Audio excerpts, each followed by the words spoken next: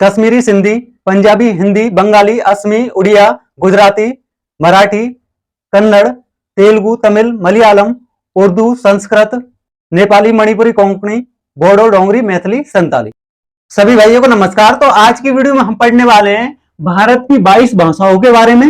आपको complete contest इसी class में याद करके तब भेजूंगा, ना कोई ट्रिक बताऊंगा ना कोई और कुछ। लेकिन मैं आप सभी को बता दूं, ये सेशन मैंने सिर्फ और सिर्फ railway, RPF, ALP technician, JE और एनटीपीसी ग्रुप डी की जो भी अभी बहुत जल्द वैकेंसी आने वाली है, आप सभी को मैं बता दूं। तो आप सभी से एक रिक्वेस्ट है कि पहले आपको एक कंफ्यूजन आपका क्लियर करता हूं कि पेड कोर्स और यूट्यूब में एक अंतर होता है कि पेड कोर्स में सिर्फ और सिर्फ आपका मतलब कंटेंट पे फोकस किया जाता है, ना कि आपका टाइम वेस्ट किया जाता। और यूट्यूब में होता क्या है, आपको कंटेंट दिया जाता है कम और आप बातें फालतू की फिजूल की होती है ज्यादा। तो यही फर्क होता है एक यूट्यूब क्लास में और एक पेड कोर्स में। ठीक है, तो आप सभी से सजेशन है मेरा कि आप मेरे यहां से पढ़ो या और कहीं से पढ़ो, वहीं पे पढ़ो आपको जहां पे बेनिफिट हो। देखो, मैंने ये सेशन सिर्फ इसलिए स्टार्ट किया है कि आपको कम से कम टाइम में ज्यादा से ज्यादा कंटेंट देने की कोशिश करूं, ना फालतू उसमें कोई भी 1% बकवास नहीं होने वाली है। और मैं आपको बता दूं, अभी जब तक अपनी वैकेंसी आएंगी, फॉर्म फिलअप होंगे और जब तक आपकी ज्वाइनिंग नहीं हो जाती है ना, तब तक मैं आपके सामने साथ में जुड़ा रहूंगा। तो आप सभी से रिक्वेस्ट है कि अगर कोई मतलब मिस्टेक होती भी है पढ़ाने में, तो आप मेरे को सजेशन कीजिएगा, मैं उसमें सुधार करने की कोशिश करूंगा। अपने जितना हो सके अपनी स्टडी पे फोकस कीजिए, क्योंकि अब की बार जो आने वाली वैकेंसी है उनमें कंपटीशन पहले की बजाय आप ये मान सकते हो कि डबल होने वाला है। ठीक है, तो अपना टॉपिक आज का स्टार्ट करते हैं। अब हम बात करें अपनी संविधान में कितनी ऑफिशियल लैंग्वेज है, कितनी आधिकारिक भाषाएं हैं, तो ये है अपनी 22 भाषा। अब हम बात करें कि कौन से अनुच्छेद में, तो भारत की ये जो ऑफिशियल लैंग्वेज है ये है अनुच्छेद 343 में। याद रखेंगे, अनुच्छेद 343, अनुच्छेद 343।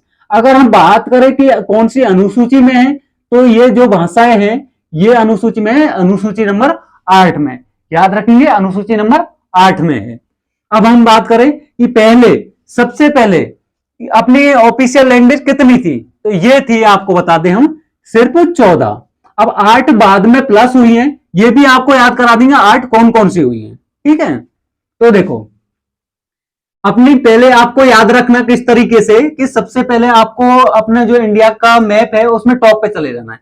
तो सबसे पहले आता है कश्मीर, तो कश्मीर में कश्मीरी बोली जाती है। इसके बाद कश्मीर साइड में सिंधी बोली जाती है। तो कश्मीरी और सिंधी आपको दो ऐसे पेयर बना के याद करने, कश्मीरी सिंधी। फिर आ जाते हैं नीचे पंजाबी हिंदी बंगाली।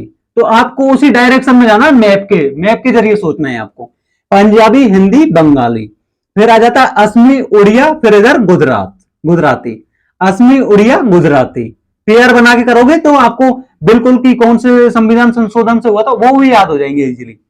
देखो, कश्मीरी सिंधी पंजाबी हिंदी बंगाली, कश्मीरी सिंधी पंजाबी हिंदी बंगाली, असमी उड़िया गुजराती, मराठी कन्नड़, तेलुगु तमिल मलयालम, उर्दू संस्कृत, नेपाली मणिपुरी कोंकणी, बोडो डोंगरी, मैथिली संताली। अब आपको धीरे धीरे याद करना है, कश्मीरी सिंधी, पंजाबी हिंदी बंगाली, पंजाबी हिंदी बंगाली, असमी उड़िया गुजराती, असमी उड़िया गुजराती।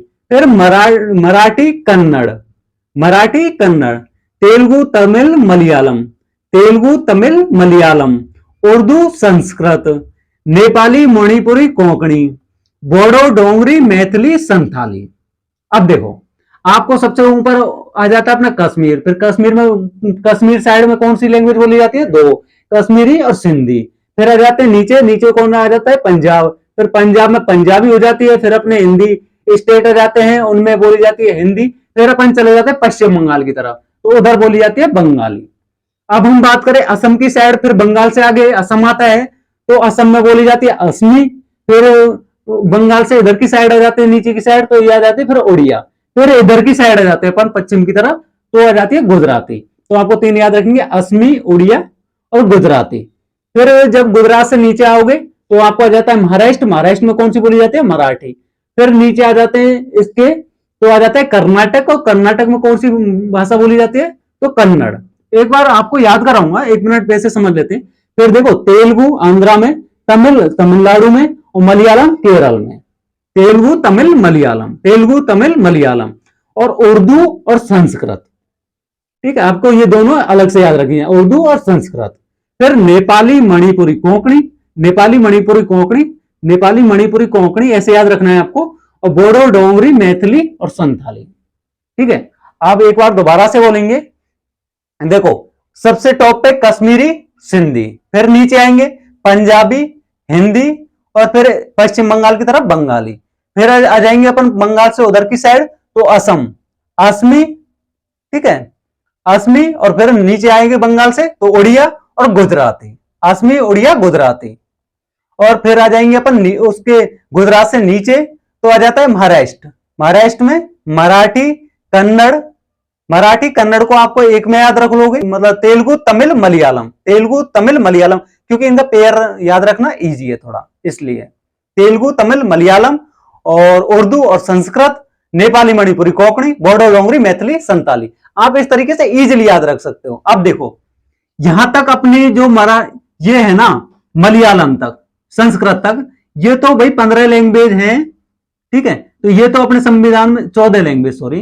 इसमें देखो, यहां पे ये सिंधी भाषा है ना, ये बाद में जोड़ी थी 21 और 71, और ऐसे याद रखना आपको 92 21 में जोड़ी थी, 21 में संविधान संशोधन से सिंधी, फिर 71 से जोड़ी थी अपनी, देखो ये जोड़ी थी नेपाली मणिपुरी कोंकणी 71वें संविधान संशोधन से, फिर बोडो डोंगरी मैथिली संथाली ये जोड़ी थी 92वें संविधान संशोधन से। ठीक है, आपको इस तरीके से याद रखना है, 21 71 92, 21 71 92, 21 71 92। 21 में संविधान संशोधन से सिंधी लैंग्वेज जुड़ी थी, 21 में संविधान संशोधन से कौन सी सिंधी लैंग्वेज जुड़ी थी। अब हम बात करें 21 71 तो नेपाली मणिपुरी कोंकणी 71 में संविधान संशोधन से जुड़ी थी। देखो, नेपाली मणिपुरी कोंकणी, बोडो डोंगरी मैथिली संताली, तो ये 92वें संविधान संशोधन से जुड़ी थी। अब एक बार आप याद रख करोगे, कश्मीरी सिंधी कश्मीरी सिंधी कश्मीरी सिंधी, पंजाबी हिंदी बंगाली पंजाबी हिंदी बंगाली, असमी उड़िया गुजराती असमी उड़िया गुजराती, और मराठी कन्नड़ मराठी कन्नड़ मराठी कन्नड़, तेलुगु तमिल मलयालम, उर्दू संस्कृत, नेपाली मणिपुरी कोंकणी, बोडो डोंगरी मैथिली संताली। अब आपको इसको करना क्या है, आपको कहीं लिख लेना है अपने जो वर्कशीट वगैरह हो, और आपको देखो ज्यादा नहीं तो 3 से और 4 दिन आप कंटिन्यू देख लो इसको, सुबह और शाम, आपको याद हो जाएगा इजीली।